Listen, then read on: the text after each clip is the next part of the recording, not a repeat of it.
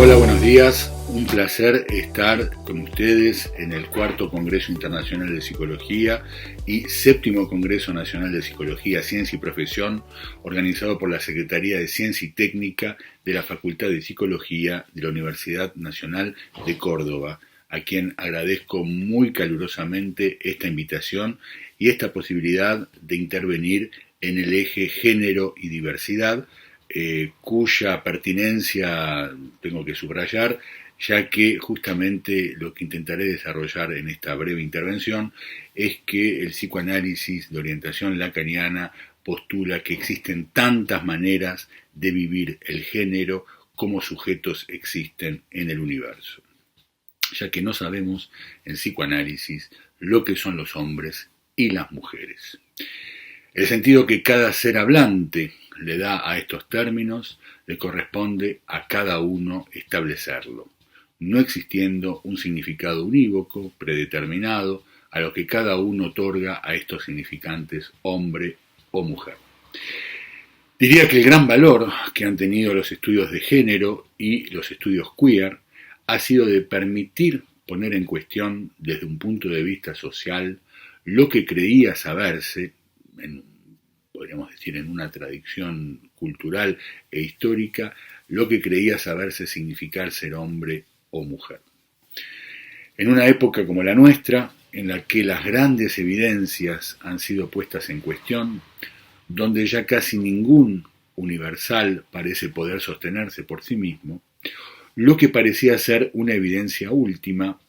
la diferencia irreductible anatómica entre los sexos, y bien parece esto mismo puesto en cuestión justamente por el hecho que el sujeto no se reconoce en la identidad que le daría su identidad anatómica.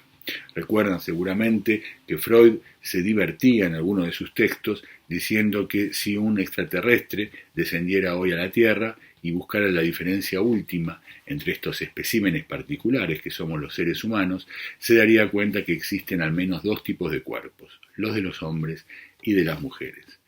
Ahora bien, Freud se divertía dando esta imagen, pero es el mismo Freud el que justamente escuchando a las sujetos histéricas postuló que nada obliga a un sujeto a identificarse y a reconocerse con el cuerpo anatómico que posee. Justamente, no solamente esto que podría ser una evidencia anatómica aparece puesta en cuestión por los estudios de género y los estudios queer, sino también, de una manera muy dolorosa, por el reclamo sufriente de los sujetos llamados trans, que no se acuerdan justamente con su cuerpo, no encuentran un acuerdo con su cuerpo anatómico, y por la atención, podríamos decir, cada vez más importante que se acuerda desde la medicina y desde el psicoanálisis también, a este reclamo fundamental que es la de no sentirse en acuerdo con el cuerpo anatómico de hombre o de mujer que la naturaleza le ha otorgado a los sujetos llamados trans. Aún más, podríamos decir que podemos reconocer a los estudios de género y los estudios queer la posibilidad de haber invertido la cuestión, por cierto, muy estigmatizante, de ser un sujeto llamado trans, para nombrar a aquellos que sí se acuerdan con su anatomía sexual, llamándolos como cisgénero. Es decir, haber invertido la estigmatización que podían ser, de cual podían ser objeto estos sujetos, por justamente no acordarse al tipo anatómico que dictaba una cierta identidad. Es decir, no hay ya una evidencia alguna respecto de la identidad que la sexuación impone. Debiendo entonces trabajar el sujeto, hacer un trabajo para poder justamente, y es lo que llamamos en psicoanálisis el proceso de sexuación, asumir, reconocer una modalidad de satisfacción particular que le satisfaga más allá justamente de lo que se impone, digamos, como un binarismo en el orden normativo de lo que es hombre, ser hombre o ser mujer. En realidad, esto nos obliga a definir qué es la sexuación para el psicoanálisis. Y no es nada justamente que se reduzca a una cuestión que tenga que ver ni con las identificaciones, que es un término muy trabajado por el psicoanálisis, ni con la identidad, que no es en absoluto un término psicoanalítico. y donde justamente la cuestión de la identidad sexual está puesto en cuestión por los estudios de género y los estudios queer. Explica en su obra, en la articulación que hace entre el complejo de Edipo y el complejo de castración, como un elemento fundamental, un concepto fundamental del psicoanálisis, como lo es la pulsión, es aquello que va a determinar la relación, la inscripción fundamental del sujeto en la sexuación. Esto más allá de toda imagen del cuerpo, podríamos decir, justamente de toda anatomía, que lo asigne a una identidad sexual masculina o femenina. Algo, por cierto, entonces, este concepto de pulsión que se articula a un objeto parcial, a un objeto aislado en el cuerpo del partener, y que no se juega en absoluto respecto de la identidad ni del cuerpo del otro, ni del propio cuerpo para poder decirse, inscribirse en una identidad sexual cualquiera. De manera que podríamos decir que cierta imputación al psicoanálisis que se hace justamente desde las teorías de género, de preservar el orden normativo hetero, la heteronormatividad, como se expresa Judith Butler, en cierto modo es infundado, porque justamente el psicoanálisis no se apoya sobre la idea de identidad que la imagen anatómica del cuerpo da para postular cuál es la relación del sujeto, cuál es la inscripción del sujeto en la sexuación, sino más bien con un concepto muy parcial, mucho más parcial que la identidad sexuada misma, como lo es el de pulsión. El ser sexuado se autoriza de sí mismo y de algunos otros, decía Jacques Lacan en 1974. Cuando, reconozcámoslo, estas cuestiones no habían adquirido aún la amplitud social que tienen hoy, cuando no existían aún debates acerca de si enseñar en la escuela o no, si se puede tener 2 mujeres o 2 hombres como padres. Y cuando solamente la medicina empezaba muy esporádicamente a recibir sujetos que pedían cambiar la anatomía de su cuerpo, porque justamente no se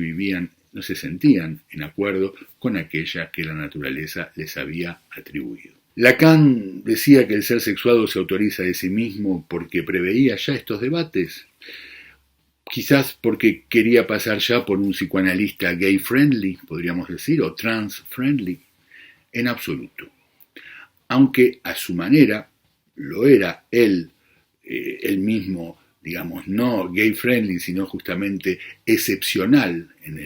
el cuerpo, en el mundo de los psicoanalistas, porque durante muchos años fue el único psicoanalista en París en tomar justamente en análisis sujetos homosexuales, cuando sus colegas del Instituto de Psicoanálisis, la rama francesa de la IPA, de la International Psychoanalytic Association, les rehusaban el diván a los homosexuales, sospechándolos de perversión. Y justamente a los perversos, se decía en esa época, se les debía negar el análisis. Lacan no hacía esto para pasar por un analista simpático y abierto, open-minded, como diríamos hoy, sin prejuicios.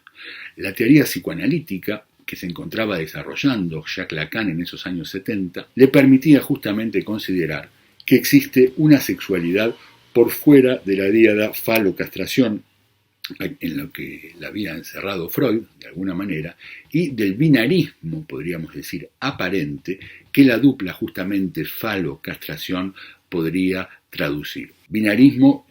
subrayo, no hombres y mujeres, sino falo-castración, que traduce justamente, que traduce el hecho que solo existe en realidad un sexo para Freud. El sexo, la sexualidad, ¿más bien?, gobernado por la premisa universal del falo. Las mujeres debían, para aquellos que han leído a Freud y conocen la obra freudiana, saben que justamente el lugar que Freud asignaba a las mujeres era el de deber someterse a esta primacía del falo, siendo ellas, podríamos decir en un origen, hombres también, que debían inscribirse plenamente en la lógica fálica, porque Freud no disponía de otros elementos conceptuales para poder pensar a la feminidad, algo que Lacan, por cierto, aportara. Si el ser sexuado se autoriza de sí mismo,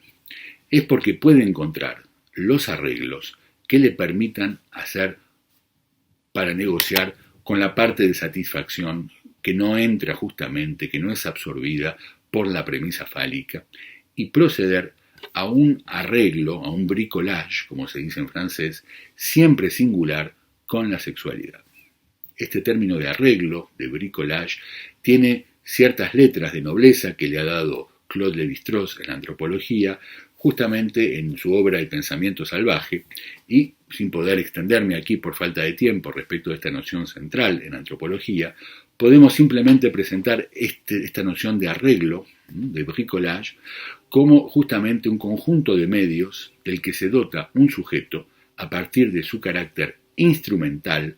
para poder alcanzar el logro de un proyecto, que escapa a los medios ya existentes y sobre todo a un saber instrumental ya existente. El sujeto bricoleur, el sujeto que procede a hacer arreglos, se sirve de lo que encuentra o se ofrece a su disposición para llegar a un fin. Este proceder es entonces por definición particular siempre, en tanto escapa a un proceder, a un saber hacer ya establecido por la existencia de instrumentos determinados o aún de un saber existente.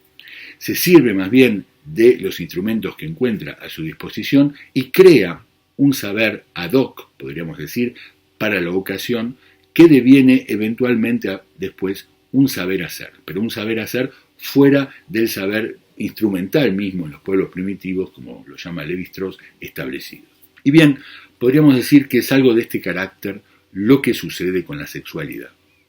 ya que ella nos expone a un no saber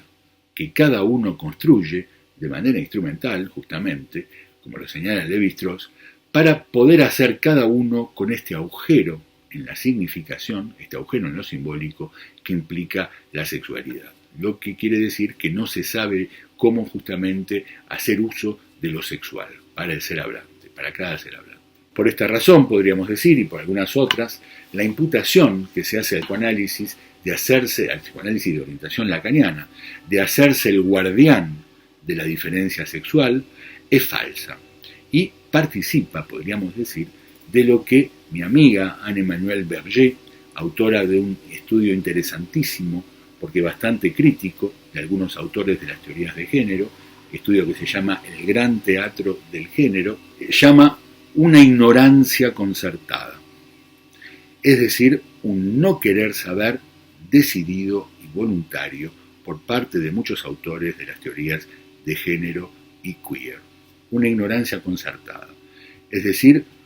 una posición que ni siquiera es ideológica, sino más bien que se decide, que se concierta en no saber, no querer saber verdaderamente lo que el psicoanálisis dice respecto de la sexualidad. Sobre todo, podríamos decir, este psicoanálisis que Jacques Lacan enseñará en los años 70. Estos autores, no voy a citarlos, la lista sería larga, se interesan más bien justamente en el primer Lacan, en el Lacan del nombre del padre, en el Lacan de la significación fálica, en el Lacan que subsume, podríamos decir, la sexualidad a estos dos términos fundamentales, a estos dos significantes fundamentales, pero no retoman justamente lo que Lacan va a enseñar muchos años después, que se franquea, de alguna manera se libera, se alivia del peso central que acordará al falo y al nombre del padre en la teoría. De igual manera, podríamos decir, pasa con el famoso complejo de Edipo freudiano, complejo central de las neurosis que Lacan dejará de lado a partir de su seminario El reverso del psicoanálisis en el año 1969, interpretando el complejo de Edipo como un sueño de Sigmund Freud, como una manifestación del deseo de Sigmund Freud en querer salvar al padre. Lo que hace decir de manera muy divertida a Jacques Alain Miller, presentando este seminario sobre reverso del psicoanálisis, que en verdad Lacan escribió el anti-Edipo antes que Deleuze y Guattari. Saben que el anti-Edipo es de 1972 y que justamente esta crítica que Lacan hace del complejo de Edipo freudiano como una manifestación del deseo de Freud, abriendo la posibilidad justamente de dar una teorización a lo que Lacan llama allí el campo lacaniano, es decir, el campo del goce, escapa, deborda a lo que el falo y el nombre del padre y el complejo de Edipo determinan. Habría que desarrollar quizás un poco más este punto, quizás podamos hacerlo en la discusión. La imputación entonces al psicoanálisis de inscribirse en el llamado orden heteronormativo, como lo llama Judith Butler,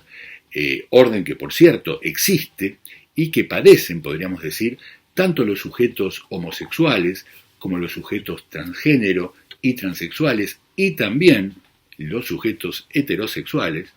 ya que ignoran esta alienación fundamental a un orden normativo que determina lo que es o no aceptado en materia de sexualidad,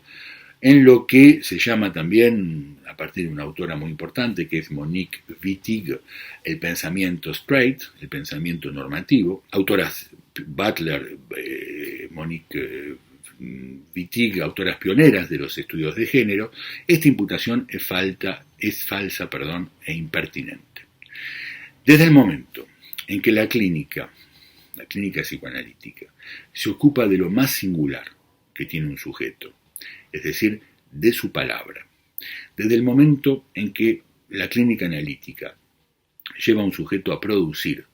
luego de un tiempo, por cierto, bastante largo de trabajo analítico y de soluciones terapéuticas a veces muy notables, luego de la suspensión, la anulación,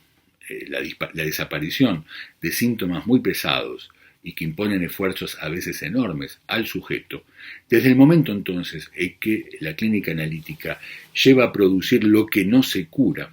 y a poder hacer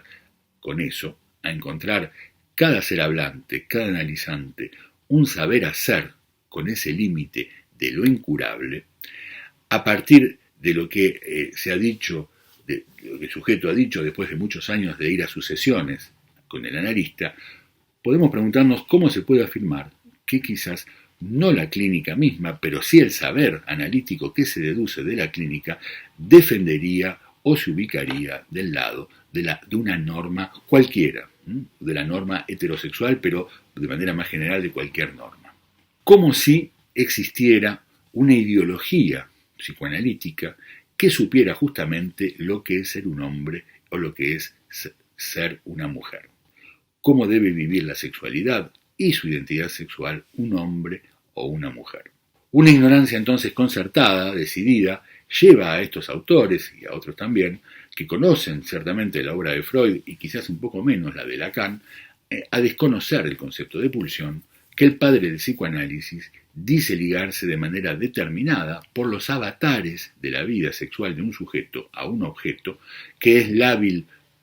concepto que es lábil y no determinado, es decir, que no le hace hetero, homosexual, fetichista o sádico, que luego de una serie de determinaciones y sobre todo de encuentros, de buenos encuentros, de malos encuentros, de encuentros traumáticos o no, pero siempre de alguna manera traumáticos con la sexualidad, contingencias que son tan determinantes como las que Freud suponía del lado del complejo de Edipo, y que fijan el destino sexual de un sujeto. Existe para un sujeto lo que Lacan llamaba la insondable decisión del ser. Término bonito con resonancias heideggerianas para nombrar la parte de indeterminación, la parte insondable, oscura, enigmática, que lleva a un ser a dejarse llevar por lo que se decide. Y digo bien se decide, ya que no es él quien decide respecto de la sexualidad. Esta insondable decisión del ser no ubica, sin embargo, a los sujetos del lado de un esencialismo sexual. Se sabe, conocen seguramente, el debate existente entre esencialismo y constructivismo en lo que atañe a las ciencias sociales y, particularmente en las cuestiones de género, a la sexualidad. Esencialismo, es decir, defender que lo sexual se encuentra determinado por la biología, que no se decide, biología en la que se ubica muchas veces al psicoanálisis mismo. Al psicoanálisis que defendería la diferencia sexual, la déesse sexual, como se expresaba con ironía Jacques Derrida. Déesse es un equívoco entre diferencia sexual y déesse, una diosa, la diosa de la diferencia sexual, como si la diferencia sexual tuviera que ver con la genitalidad y no con una premisa simbólica, como lo es en Freud, que proyecta sobre el cuerpo una presencia que debería estar y que falta a los cuerpos. La perspectiva constructivista, que es la que han introducido justamente los estudios de género, postulando que el género mismo y todo lo que deriva de él es una construcción social, como otros parámetros de las ciencias sociales, como la pobreza, la riqueza, el analfabetismo, la relación al cuerpo, la higiene del cuerpo, el abordaje que se hace de lo normal y de lo patológica, etc. Se ubica entonces al psicoanálisis en esta perspectiva constructivista. Michel Foucault, por ejemplo, lo ha hecho a partir de 1976, como siendo uno de los discursos normativos acerca de la sexualidad que se situaba en el mismo surco que la medicina lo ha sido desde sus orígenes, luego de haber escrito Foucault, las páginas fogosas que se conocen seguramente al final de Las palabras y las cosas, esas páginas fogosas de defensa del psicoanálisis como de una práctica que por su saber subversivo respecto del inconsciente y de la sexualidad, trabaja a favor de un franqueamiento de toda inscripción del sujeto en una norma cualquiera sea esta. Permítaseme recordar aquí entonces que el psicoanálisis no es ni esencialista ni constructivista, ni defiende una identidad preestablecida para un sujeto que se reduciría a la anatomía. Recordemos aquí que el psicoanálisis mismo surgió como saber a partir de la experiencia de los sujetos histéricos de no poder reconocerse como mujeres o como hombres por el hecho de presentar una anatomía particular. Pero el psicoanálisis tampoco defiende una elección preestablecida de objeto sexual. Reenvío para ello al perverso polimorfo, al famoso perverso polimorfo que es el niño para Freud, y a sus 3 ensayos para una teoría sexual, para indicar cómo un sujeto presenta todo el catálogo de comportamientos que podrían ser juzgados de perversos, y aquí perversos no connota ninguna posición moral acerca de lo que sería aceptable o no en materia de elección sexual,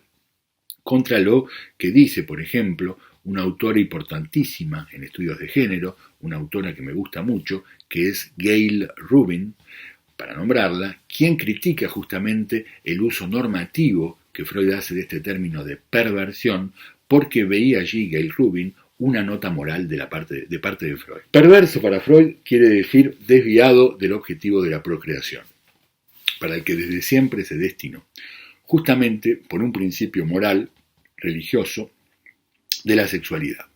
Freud es el primero en teorizar por fuera de la medicina, más allá que existieran desde la noche del tiempo, desde muy antiguamente, prácticas que separaban a la sexualidad de la procreación, la paidofilia, por ejemplo, en Grecia antigua, que Foucault mismo teorizará, la práctica tan extraña, por otro lado, del amor cortés, o aún el movimiento no menos extraño de las preciosas en Francia, el movimiento de las preciosas que buscaba en reuniones de salón eliminar del lenguaje todo término que hiciera referencia a lo sexual y de las cuales, como saben, Molière se burlará en una comedia que se llama Las preciosas ridículas. El sintagma muy conocido de Jacques Lacan, no hay relación sexual que pueda ser escrita, es decir, no existe una relación que asigne el sujeto a una identidad sexual, ni por una práctica sexual, ni por un encuentro sexual, ni por una adhesión voluntaria a una identidad sexual, está allí para señalárnoslo. Si pudiera aún demostrar este punto por un ejemplo, evocaría aquí la sorpresa que tuvimos con algunos colegas cuando fuimos a presentar un libro colectivo que escribimos hace algunos años, que se llamaba Ellas han elegido, Elles sont choisies, acerca de las homosexualidades femeninas. Este era el subtítulo del libro.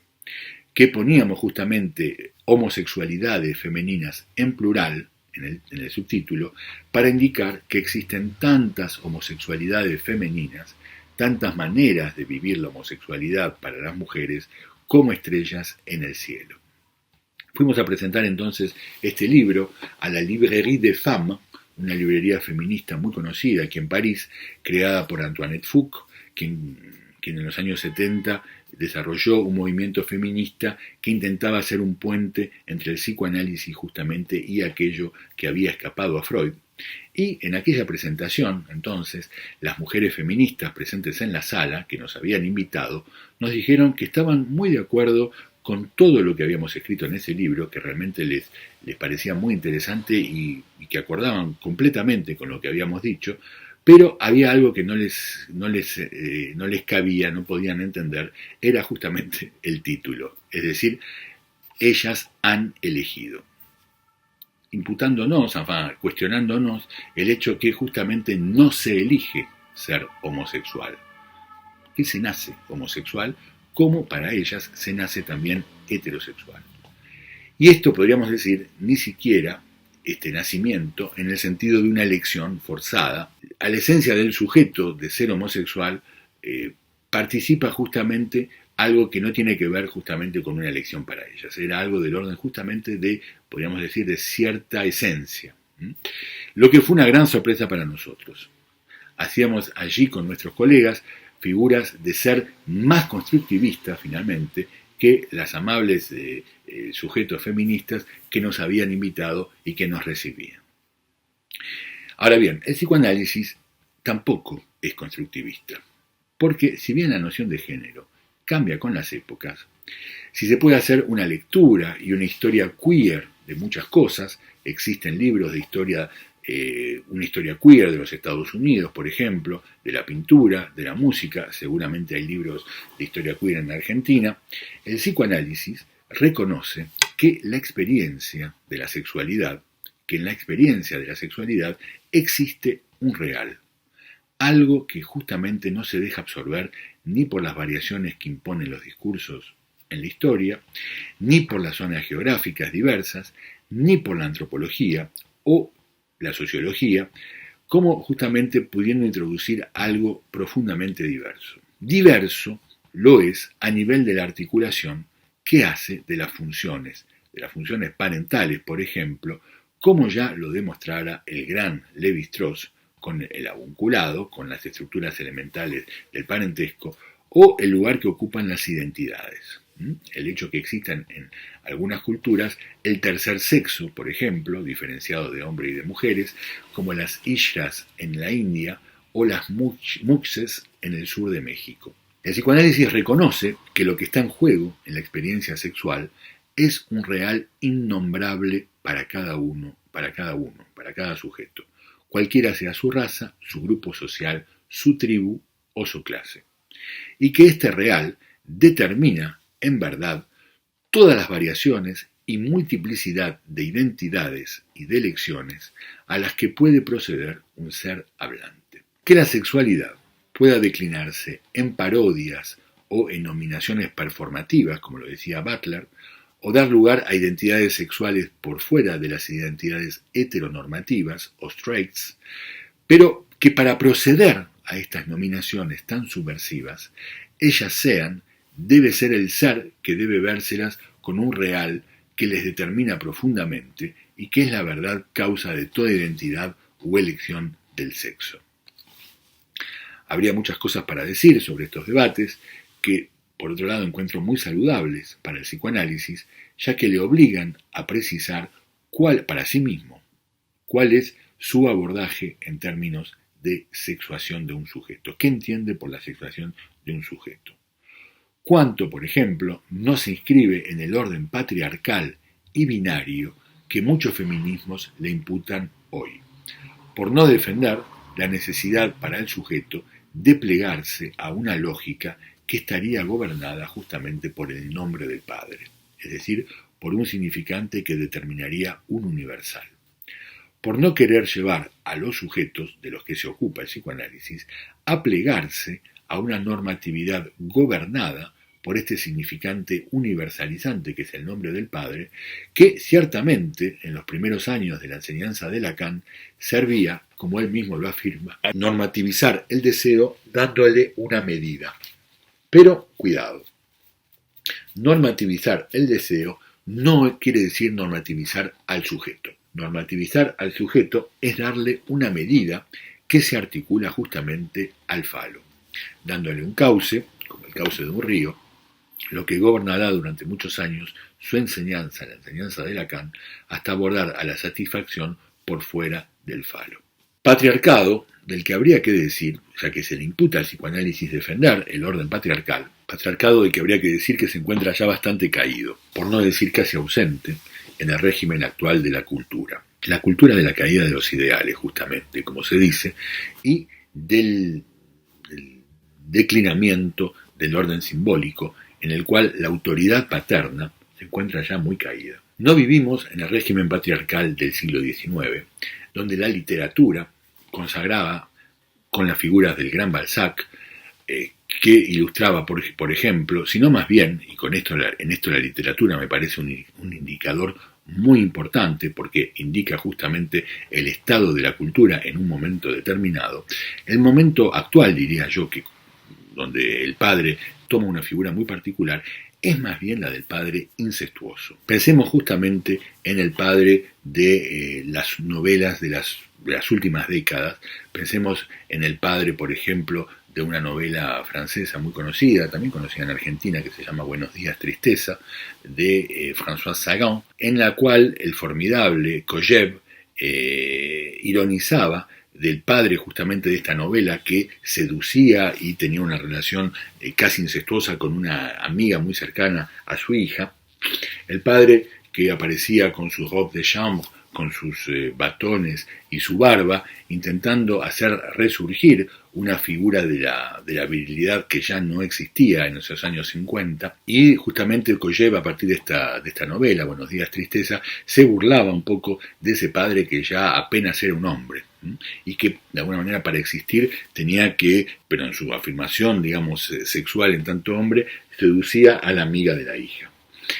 Podemos pensar también en las novelas de Jelinek, del Free de Jelinek, Lust, por ejemplo, que pone en escena a justamente esta figura del padre incestuoso, o a Una semana de vacaciones, de la escritora francesa Christine Angot. En fin, hay toda una literatura que pone en juego más bien la figura del padre incestuoso, que está muy lejos, podríamos decir, de la figura del pater familias tradicional, de este padre del patriarcado. Creo que entonces la literatura nos muestra ahí una verdad de lo que ha devenido la figura del padre en nuestra época, y creo que de alguna manera si hay algo del patriarcado que subsiste en nuestra civilización de manera general, podríamos decir occidental. Más bien hay que buscar del lado de los monoteísmos, pero justamente de un monoteísmo que es el Islam, donde justamente la búsqueda de lo uno fortalece esta imagen del padre aún, mientras que no es el caso ya en el cristianismo de manera general, ni en el judaísmo, donde la figura del padre está como está muy caída para cada uno de estos monoteísmos también. El cristianismo con una casi aceptación, casi consideración, podríamos decir, de la homosexualidad, o en todo caso cerrando los ojos a la homosexualidad, y el judaísmo donde el padre, digamos, nunca ocupó un lugar muy importante, sino porque se somete a una ley que lo trasciende, que tiene que ver justamente con la religión. Podríamos además encontrar en otra figura social, que es la de la ausencia del padre, la dimisión del padre, un elemento que también nos permite cuestionar este patriarcado, digamos, que se cuestiona tanto desde el feminismo. Pienso, por ejemplo, en ese fenómeno social tan expandido en América Latina y en Argentina también, de justamente el padre ausente, el padre que ha huido en el momento en que ha accedido a la paternidad, justamente, y que da cuenta para mí de esta caída justamente de la imago paterna, como decía Jacques Lacan, y del patriarcado tal como se pretende denunciarlo. No creo tampoco, y esto es algo que podríamos discutir incluso luego, que en un congreso podemos discutir en el marco de este congreso interdisciplinario, que se pueda acusar a las leyes, a lo jurídico, justamente como defendiendo el orden patriarcal que ya no existe. Cuando más bien lo que se verifica es que las leyes y el aparato jurídico en general se han adaptado a los cambios sociales, hasta el punto en que, por ejemplo, la Ley de Identidad de Género, adoptada en Argentina en el 2012, contempla la posibilidad de hacer intervenir a un juez en caso de falta de consentimiento por parte de representantes legales de niños y de niñas que desean cambiar de género en el registro civil. Es decir, un aspecto bastante subversivo a nivel de la ley de identidad de género, que pone en cuestión entonces claramente la autoridad parental, aunque bien se me podría oponer que justamente en Argentina la situación que prohíbe aún el aborto, donde el Estado interviene de manera paternalista, lo hace justamente en nombre de la defensa de una moral religiosa que hace preservar efectivamente al patriarcado, del cual movimientos feministas de la cuarta generación, como ni una más, justamente vienen a mostrar justamente este peso todavía del Estado patriarcal, ¿sí? Por cierto, respecto de las cuestiones que tienen que ver con el cuerpo de la mujer, más bien. Bien, para ir yendo a una conclusión, me gustaría aún evocar los trabajos de un autor queer muy interesante que se llama Tim Dean, Dean como James Dean, quien ha escrito varios artículos para señalar lo que él llama el error de Michel Foucault. Tim Dean es un profesor en la Universidad de Buffalo, en los Estados Unidos, y que justamente señala algo que me parece fundamental cuando hablamos de estudios de género, que es justamente este error de Michel Foucault en lo que atañe a la noción de placer.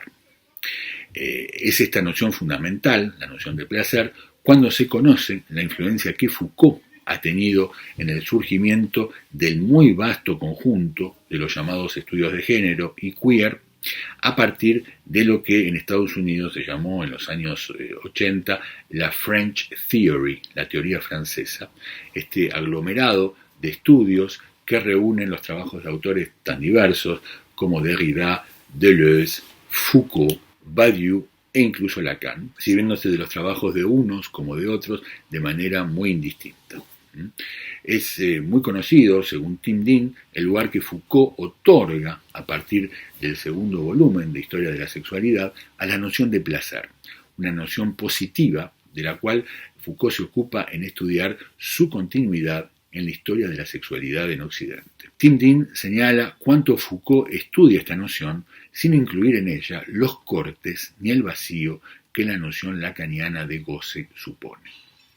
En tanto, justamente esta noción lacaniana de goce se sitúa más allá del principio del placer, tal como Freud la introduce en 1920. Fenómenos muy particulares que atravesaron como meteoros la historia de Occidente, como el amor cortés, por ejemplo, quedarían sin explicación si se aborda la sexualidad únicamente destinada a partir de los discursos hedonistas, justamente que sitúan el placer en el centro de su construcción. La pulsión de muerte, la búsqueda de una satisfacción destructiva para el sujeto, se sitúa justamente más allá de toda lectura hedonista positiva, como es la lectura de Foucault, que más bien va a estudiar la sucesión de la noción de placer en distintos momentos de la historia occidental y en distintos discursos. Tim Dean hace un llamado a leer la historia de la sexualidad a partir de la noción negativa de goce lacaniano, ya que la noción de goce lacaniano incluye un vacío fundamental. Algo podríamos decir que otros autores como Georges Bataille, con la noción de erotismo y con la noción de gasto improductivo en la parte maldita, por ejemplo, o aún el llamado de un Martin Heidegger a considerar lo que él llamaba la urgencia de lo inútil en la cultura del pragmatismo y de la comunicación generalizada, se acercan más al abordaje freudiano, a un abordaje freudiano, que una lectura que ve en el psicoanálisis, como lo es la de Foucault, un discurso poder, un saber poder, en tanto encausaría la noción de sexualidad, entendida esta como una voluntad asociada al ejercicio del placer. Podríamos decir que esta posición Foucaultiana vehicula, es el caso de lo que señala Tim Dean también, una cierta posición ideológica respecto de la sexualidad, ya que la sexualidad parecería subsumida a la obtención de un placer, y entonces estudiar las variaciones de esta obtención del placer en Occidente, allí donde justamente ella desea leer en la experiencia freudiana, la posición de Foucault lee en la experiencia freudiana una ideología, en tanto un discurso sobre la sexualidad y un mecanismo para reprimir más bien la sexualidad. Abordada del lado de lo inútil, la sexualidad desborda a todo encerramiento que se quiera hacer de ella en términos discursivos, al menos que se considere que ella vehiculiza un vacío justamente que la noción de placer no contempla y deja más bien absolutamente de lado. Es esta una perspectiva a considerar en el momento en que el positivismo y el materialismo de la causalidad biológica actual, que alcanza con las neurociencias su cenit, donde justamente la noción de placer encuentra a renovarse, encuentra una nueva fundamentación a partir de una explicación neuronal que deja también ella de lado todo abordaje negativo en términos justamente de lo inútil en la sexualidad. En fin, es una de las puertas a partir de la cual un diálogo entre psicoanálisis y teorías de género y teorías queer podría ser posible, diálogo al que me he consagrado modestamente desde hace algunos años y al que un congreso abierto e interdisciplinario como este podría contribuir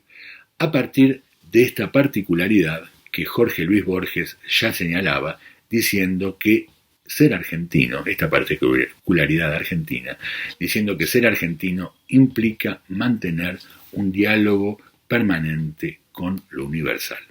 Entonces, invitándome a este diálogo, y bien, podemos abrir la discusión a partir de alguno de estos puntos. Muchas gracias por haberme escuchado.